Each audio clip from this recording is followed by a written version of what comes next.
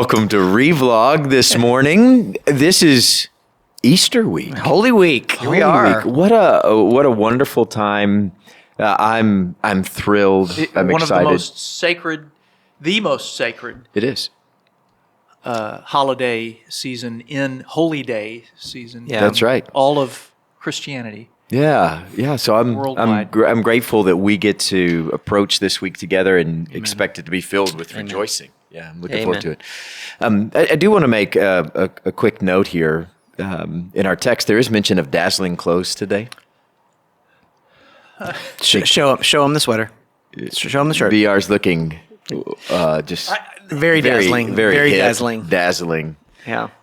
As he always does. On point. He does. I mean, this is how seriously he takes his scriptural study. I mean, to the clothes that he's wearing for us. Maybe I could read it someday. Stop it. Well, let's get into the text. This is Luke's accounting of the tomb, or the empty tomb, as he gives us this text in Luke 24 today. I also want to note, since you remember, we've written our own material for this, and this week's lesson in our study guide was written by Bruce Udish. And so we're so thankful for Bruce. We miss you, Bruce. Yeah, we miss you. They have moved. I think Virginia, is that correct? Somewhere out east. Yeah. I think Virginia.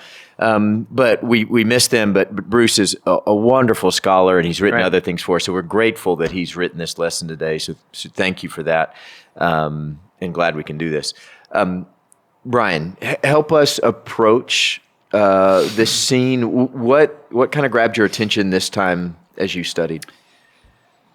When I was, let me set this up just a little bit. When I was a senior in college, I helped out with a revival at a church near Waco. Were you singing, preaching? What were you doing? I was actually presenting Jake during the revival. It had a vaudevillian flair. I genuinely did not know. No, this is where this was going. That was a perfect setup. That's softball. It had a definite. You were going so serious with it. I wasn't going to mention that. Okay. All right. Thank you for the probing questions. There was a vaudevillian, kind of ethos to this revival. Namely, not just because of the ventriloquist act, but because, believe it or not, because there was a big old white van driven by, Sonny James Evangelists. It was painted in gold. Yeah. And, big white belt and, white shoes and, pompadour and all that. And referred to the pastor as brother pastor, that kind of thing. And that was what I grew up with as evangelists. Yeah, quintessential evangelists. Yeah, right. Here are the evangelists. Oh, yeah. These women. Yeah. This is, it's just so resplendent and pure. I mean, they have this encounter with the angel at the tomb, and then they run and they tell the good news. They tell people about Jesus. So beautiful. Yeah. That was one of the best pivots I think Brian has ever done That's on right. Revlog. There was no pompadour. There was no, big white belt. Faithful women saying, Yes. Jesus is risen. That's right. And I That is love beautiful. that so much. That is beautiful. How are you going to? Well, I can't. I wish you'd have started with me. That was really well done, sir. Yeah. It was, as he does, a roundabout way to get to genuine truth. True. Amen. Yeah, Amen. I do love Sincerely. So for you, Aaron, you read this text again. It always amazes me when I encounter this. What did they expect to find? I mean, not just. I mean, they expected to find a body, right? But beyond that, they expected to find a body that they could not access. And what was their motivation as they got up that morning? They wanted to prepare the body, and that they didn't get to do on Friday. But they expected to see a blocked, guarded, inaccessible body, and so it just.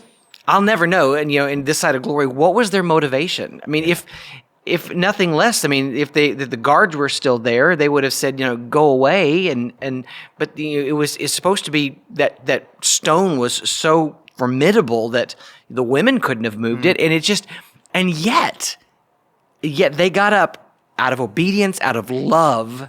They desperately wanted to honor Jesus. It is sort of a tender picture of these women getting up, going to handle the body of Jesus, and that's their intent, right? Is to faithfully care for him even in death. I mean, and you, which is noble. Yeah. You wonder the conversation, you wonder just the expectation, or just, I mean, there had to be some questions like, how, you going to push? Am I going to pull? Or, who's going to, but, beyond the practical impossibility, just the overwhelming sadness. I mean, it's one of the things. I mean, it's no secret that service is always one of those that I kind of struggle with putting together. What? but in my struggle with it, one of the things, whereas Sunday mornings at 11 or 8:30, those worship services, I always start with big and bold and declamatory. Right. Sunrise service is different for me. I always try and start it with that quiet, reflective, because there's so many questions before we get to the tomb. Yeah. And then the glory comes when we realize he is not there. He is risen. Yeah. Yeah. It's beautiful. Yeah. And that's exactly what we're expecting Sunday morning. Amen. Right? And so it'll be its own sort of crescendo through the service. Amen. Is that what we're expecting? That's right. There you go. Brian, what question do you have of this text for today? Can I strip away all of the trappings of what I think it means to be a bearer of the good news and get back to this basic, simple, unadorned kind of starkly beautiful task of proclaiming that Jesus is alive. Amen. Amen. I love that. Yeah. And that's our work. That's our hope, right? All week long. Yeah. Aaron, what about you? What question do you have of the text? It's the same question.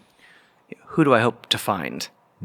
And, who do you hope to find? I mean, hundreds, thousands will descend on not just our church, but churches all over San Antonio, all over the world. Yeah. Millions will come with an expectation. Yeah. And, to put on the Sunday finest, to pull out the seersucker as one does. Are we wearing seersucker Sunday? I don't know that I can fit into mine. I'm going to try. I'm going to desperately try. But, and I think this is a common refrain, when we come to Easter, and I've asked this question before, but, what do we hope to find? Yeah. And not just... Besides seersucker. Yeah, besides, just that... Yeah, and when I hear what I think of is, what am I expecting Sunday morning, right? Am I expecting to meet this risen Christ? Amen. And that's what I hope we're expecting Sunday morning. I mean, all the way through, sunrise, breakfast, our services, our class times.